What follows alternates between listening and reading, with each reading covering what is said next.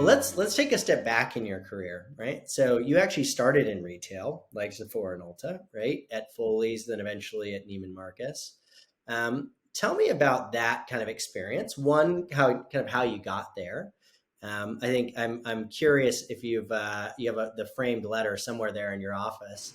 I want to see this famed framed letter, but would love to hear about that experience, kind of how you got there. And then separately, what did that experience? Because that's a huge chunk of your career. It's almost 2 full decades.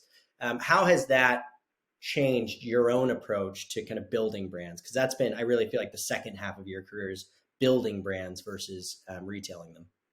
So true. Well, I think it was sort of my MBA, Yep. I feel, in the retail world. My father owned a chain of shoe stores in Mississippi, and so I was always interested.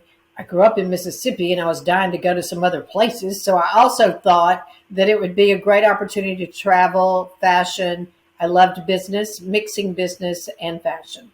So I started out fashion. That's what I thought my interest would be. And what I learned, particularly at Neiman's, is I got to know intimately so many brands, both fashion and beauty and jewelry and many other things. And I kind of took mental notes. Like I really took a page out of maybe David Yurman, and I maybe took a page out of Chanel. But I looked at different things, and on some of those pages, I thought, I'm not going to do that with my own brand, or I am definitely going to do that to build a brand that has longevity. So I learned on both sides things that seemed right to me and things that did not. And I feel it was mainly at Neiman's when I got to know some of these brands that had, 100 years of history. It was so interesting. But I went to Neiman's. They said, we want the next CEO to be a woman. Mm-hmm. And Terry Lundgren, thank God for Terry Lundgren, who hired me as his executive vice president, but surprised me that he shortly left to go to Macy's. And Bert Tansky, who was at Bergdorf, Neiman's and Bergdorf's owned together, came down to be the CEO. And it was just a great, great experience, from dinner with Princess Diana to Pamela Harriman at the U.S. Embassy in France. It was just, Neiman's at the time. It was a very different time, but my God, it was such an exciting time. But we had Bobbi Brown. Bobbi had been a makeup artist in the Frederick Fekkai salon, which was at the top level of Bergdorf at that time. And she went to Bert and said, if I did 10 lipsticks, people are wearing browns, not the pinks and reds that the large companies are saying we should all wear. I'd like to do 10 lipsticks. And he goes, what am I going to do with 10 lipsticks? And she said, put it by the up escalator at the first floor. And he did it. And he said, how many do you think you can sell? She said, I think I can sell 100 in a month. She sold 100 in a week. And that was how Bobbi Brown got started. So he said, can you make some other things? Can you do that again? Amazing. And of course, she had a great success. So he had us try her at Neiman's. We started with 3 stores. And I was so fascinated because there were no indie brands. This is so ahead of time.